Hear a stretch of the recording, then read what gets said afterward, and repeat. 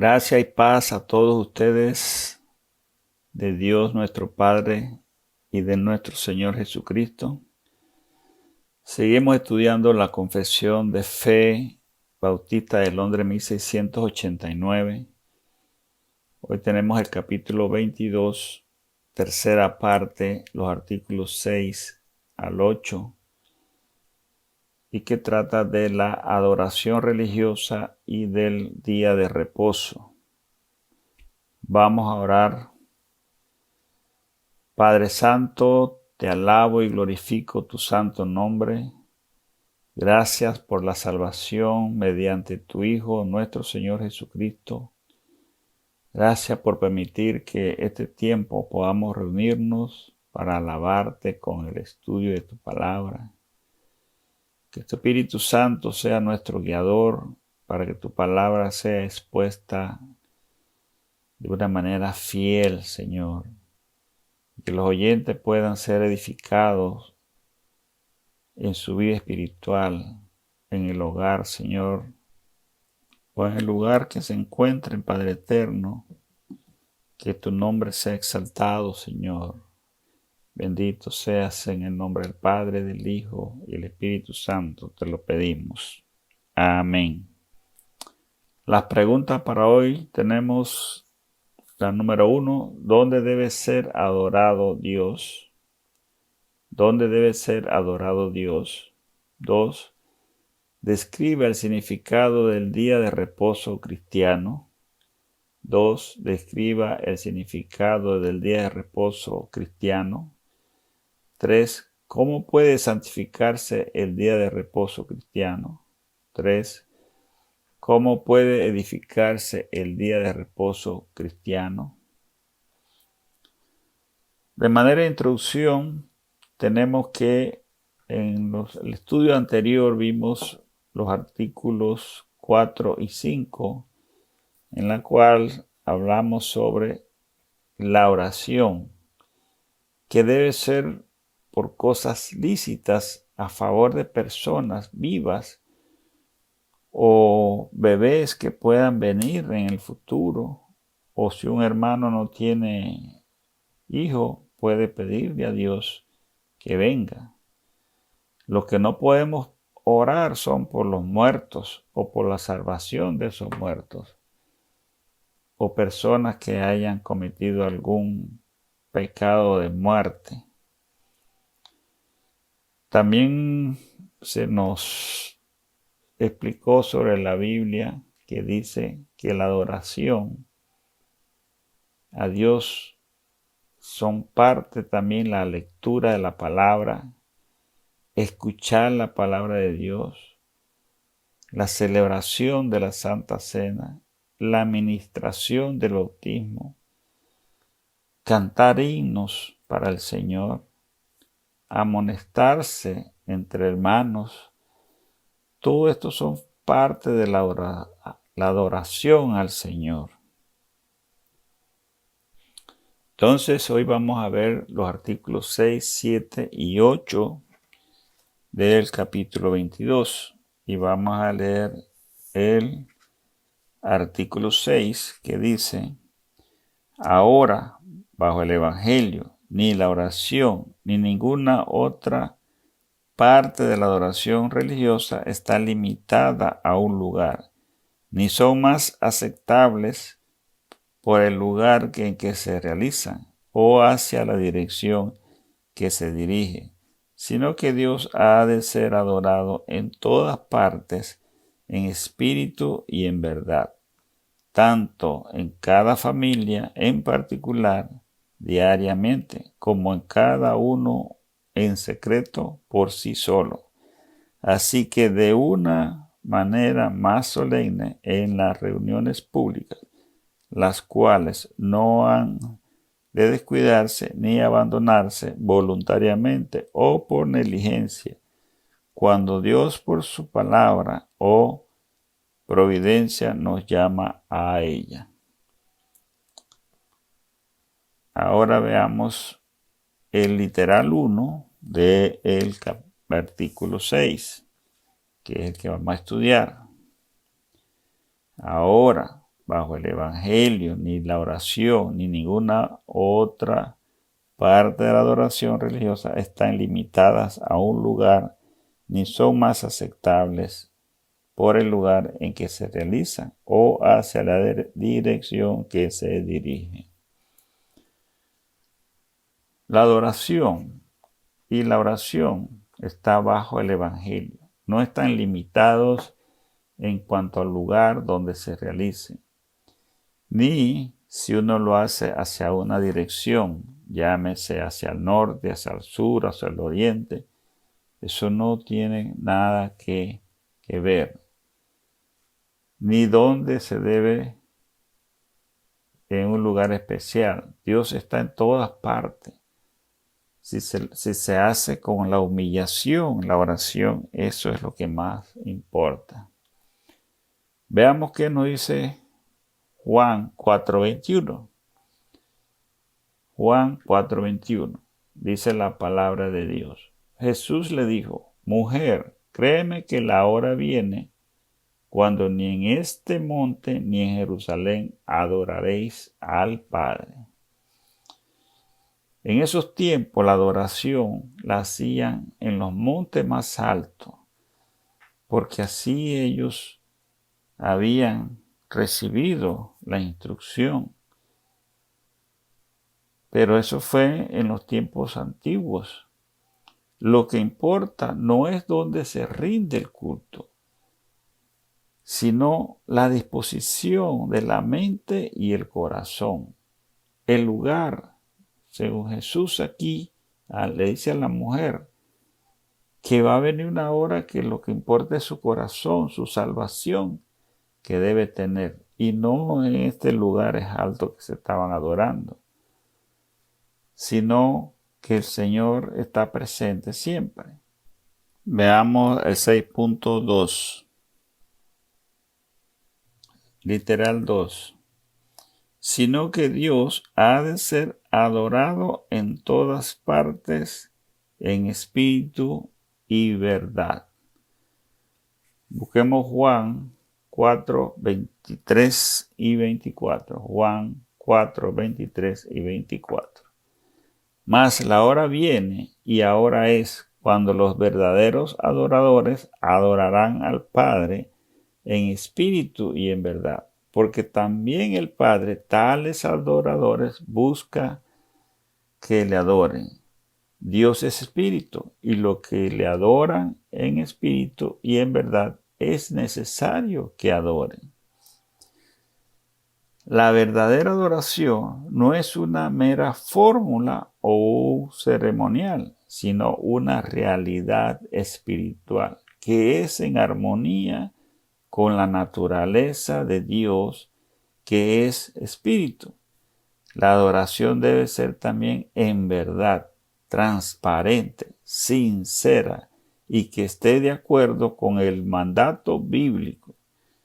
Dios se place a los adoradores que lo hacen dando las gracias por la salvación, los que reconocen que la salvación viene del Padre y que sienten que es ese placer de hablar con Él.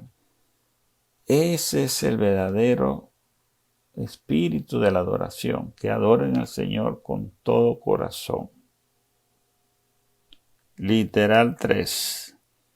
Tanto en cada familia en particular. Busquemos en la palabra del Señor Deuteronomio 6 al 7. Capítulo 6 de Deuteronomio, versículos 6 y 7. Y estas palabras que yo te mando hoy estarán sobre tu corazón, y las repetirás a tus hijos y hablarás de ellas estando en tu casa y andando por el camino y al acostarte y cuando te levantes. La adoración del cristiano debe hacerla en el hogar con toda la familia. Dios dejó su ley para que el padre le enseñe a sus hijos y a su esposa cómo una demostración que dependemos de Dios. La lectura de la palabra, como la oración en el hogar, glorifican al Padre, edifican la vida espiritual de toda la familia en el hogar para una mejor comunión con Dios. Eso es lo que debe hacer cada padre, cada cabeza de familia, hacer su devocional en el hogar, para que así cada uno pueda tener ese conocimiento de la oración, de la adoración al Padre Celestial en familia. Literal 4. Diariamente. Busquemos Mateo 6:11. Dice, el pan nuestro de cada día, dánoslo hoy.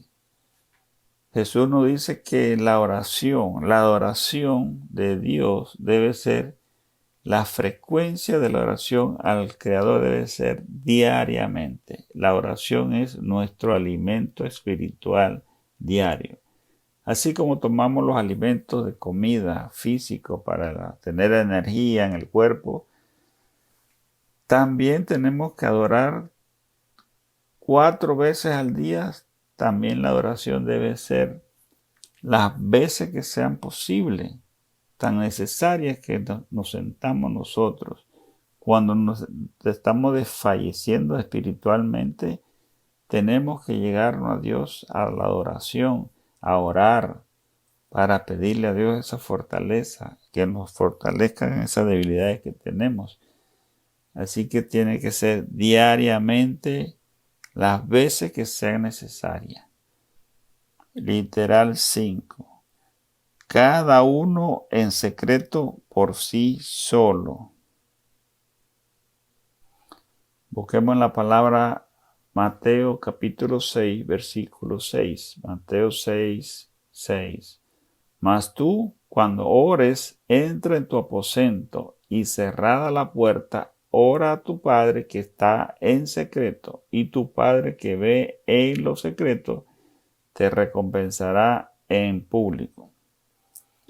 Adicionalmente a la oración en familia, en los devocionales, también tenemos que orar individualmente, personalizado, en secreto. Dios quiere que le confesemos nuestros pecados, nuestras peticiones en dependencia a Él y nuestro agradecimiento, con todo nuestro corazón bien abierto, en plena conexión con Él, sin que nadie nos interrumpa o nos distraiga. La oración individual es una conversación íntima con Dios. Solo Él sabe nuestros sentimientos, nuestra dependencia, nuestras debilidades, nuestros pecados. Y Él asimismo nos va a edificar, nos va a fortalecer. Así que también la oración es individual, tanto en familia como individual. Cuando lo hacemos individual, tenemos plena confianza en nuestro Señor que nos va a fortalecer. Literal 6. Así como de una manera más solemne en las reuniones públicas. Busquemos 1 Corintios 14:25. 1 Corintios 14:25. Dice la palabra, lo oculto de su corazón se hace manifiesto, y así, postrándose sobre el rostro, adorará a Dios, declarando que verdaderamente Dios está entre vosotros.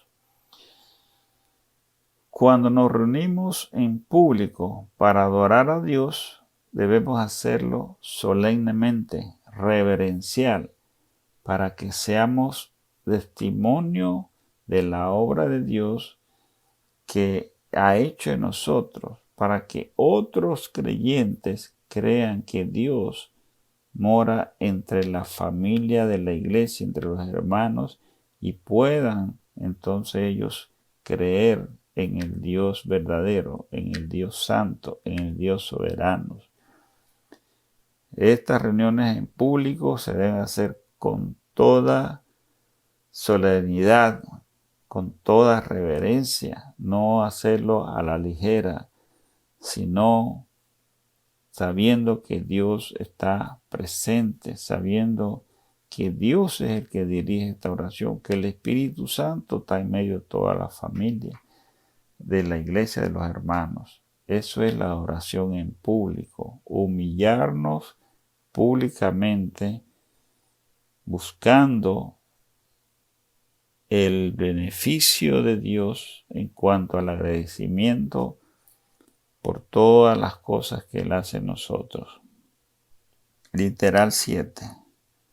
Las cuales no han de descuidarse ni abandonarse voluntariamente o por negligencia, cuando Dios por su palabra o providencia nos llama a ellas. Busquemos Hechos 2:42. Hechos 2:42. Y perseveraban en la doctrina de los apóstoles, en la comunión unos con otros, en el patrimonio del pan y en las oraciones. Así como los cristianos del primer siglo no descuidaban los devocionales de adoración enseñados por los apóstoles en la iglesia, nosotros tenemos que mantener con reverencia en la iglesia los medios de adoración, como la oración, la Santa Cena, el bautismo, sin descuidarla, según la palabra de Dios. Todos estos medios de adoración tenemos que practicarlo en la iglesia, tal cual como lo dice la palabra, haciendo una planificación de adoración, de oración, de Santa Cena, de bautismo, de comunión con los hermanos, los cantos, las predicaciones. Todo esto son oraciones que no podemos descuidarlo. Tenemos que estar siempre pendientes que se hagan periódicamente según dice la palabra del Señor. Veamos el artículo 7.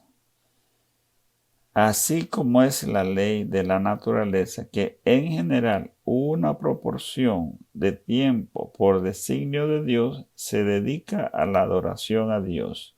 Así es su palabra, por un mandamiento positivo, moral y perpetuo, que obliga a todos los hombres en todas las épocas, Dios ha señalado particularmente un día de cada 7 como día de reposo, para que sea guardado tanto para él. Este sería el literal 1 del artículo 7. Busquen la palabra del Señor, Génesis capítulo 2, versículo 3. Génesis capítulo 2, versículo 3. Y bendijo Dios al día séptimo y lo santificó, porque en él reposó de toda la obra que había hecho en la creación. Dios en su ley estableció un día de reposo para que todos los hombres lo guarden santo para su alabanza. El mismo Dios reposó el día séptimo. Reposó significa que Dios se abstuvo de seguir creando al haber terminado toda la obra que hizo. El día séptimo, creado para bien del ser humano, el día de reposo fue ordenado por Dios y lo santificó en el sentido de que quienes lo observan se harán acreedores a las bendiciones divinas. Así Dios estableció la semana de 7 días como parte del orden universal. Para estos tiempos, el día de reposo es el sábado. Veamos el literal 2 del artículo 7.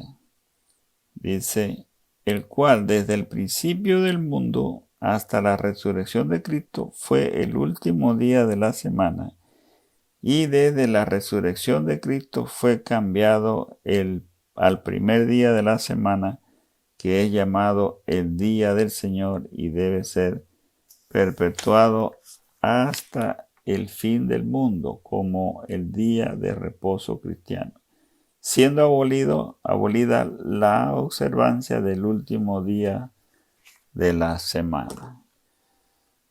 Esta es una pregunta que siempre se hacen algunos cristianos cuando comparan el Antiguo Testamento con el Nuevo Testamento, y siempre dicen que Dios estableció el séptimo día para la adoración y por qué ahora celebramos el primer día. Veamos entonces qué dice la palabra de Dios.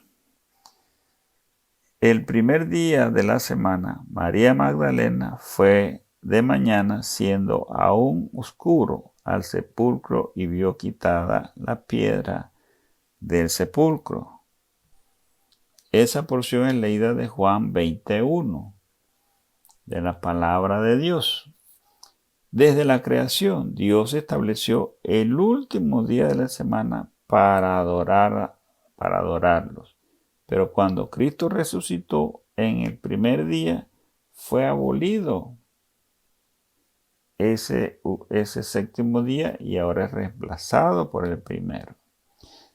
El primer día de la semana, la resurrección de Cristo distingue al cristiano de todas las religiones. Para conmemorar y celebrar este acontecimiento, los cristianos se reúnen los domingos con el fin de adorar a su Señor Jesucristo resucitado. Si vemos Hechos 27 y leemos: el primer día de la semana, reunidos los discípulos para partir el pan, Pablo les enseñaba, habiendo de salir al día siguiente, y alargó el discurso hasta la medianoche. La palabra de Dios nos enseña que la iglesia del primer siglo se reúne los domingos para adorar al Señor. Celebraban la Santa Cena, recogían la ofrenda para ayudar a los cristianos de otros lugares para orar juntos. Entonces, este primer día de la semana empezaron a usarlo todos los primeros cristianos del primer siglo, porque Cristo resucitó el domingo y por eso es que se celebra todos los servicios los domingos, los mensajes, las oraciones, las predicaciones, todo se hacía domingo. Por eso ya después que Jesucristo resucitó, ha cambiado el último día o el séptimo día para el primer día de la semana. Veamos el artículo 8. Dice el numeral 1. El día de reposo se guarda santo para el Señor, cuando los hombres, después de la debida preparación de su corazón y de haber ordenado de antemano todos sus asuntos cotidianos, no solamente observan un santo descanso durante todo el día de sus propias labores, palabras y pensamientos. Busquemos la palabra del Señor, Éxodo 20, del 8 al 11. Dice la palabra: acuérdate del día de reposo para santificarlo. 6 días trabajarás y harás toda tu obra. Mas el séptimo día es reposo para Jehová tu Dios. No haga en él obra alguna, tú, ni tu hijo, ni tu hija, ni tu siervo, ni tu criada, ni tu bestia, ni tu extranjero, que está dentro de tus puertas. Porque 6 días hizo Dios los cielos y la tierra, el mar y todas las cosas que en ellos hay, y reposó en el séptimo día. Por tanto, Jehová bendijo el día de reposo y lo santificó. El día de reposo sería un feriado dispuesto por Dios. La palabra hebrea significa desistir. Alguien que vive bajo el pacto dispuesto por Dios debe detener todas sus actividades cotidianas para honrar a Dios y también descansando cada 7 días. Dios estableció el patrón de la creación, 6 días trabajó y el 7º día descansó. Por lo tanto, nosotros 6 días de trabajar y 1 día de descanso. Y ese día de descanso, preparar nuestro corazón, solemnemente tenerlo bien preparado el día anterior para ese otro día estar dispuesto solamente en la adoración al Señor. Veamos el literal 2. Acerca de sus ocupaciones y diversiones seculares, sino que también se dedican todo el tiempo al ejercicio público y privado de la adoración de Dios y a los deberes que son por necesidad y por misericordia. Busquemos la palabra del Señor, Mateo 12, del 1 al 13. Dice la palabra. En aquel tiempo iba Jesús por los sembrados en un día de reposo, y sus discípulos estuvieron hambre y comenzaron a arrancar espigas y a comer. Viéndolo los fariseos le dijeron, he aquí tus discípulos hacen lo que no es lícito hacer en el día de reposo. Pero él les dijo, ¿no habéis leído lo que hizo David cuando él y los que con él estaban tuvieron hambre? ¿Cómo entró en la casa de Dios y comió los panes de la proposición, que no era lícito comer ni en él ni los que con él estaban, sino solamente los sacerdotes? ¿O no habéis leído en la ley cómo en el día de reposo los sacerdotes en el templo profanan el día de reposo y son sin culpa?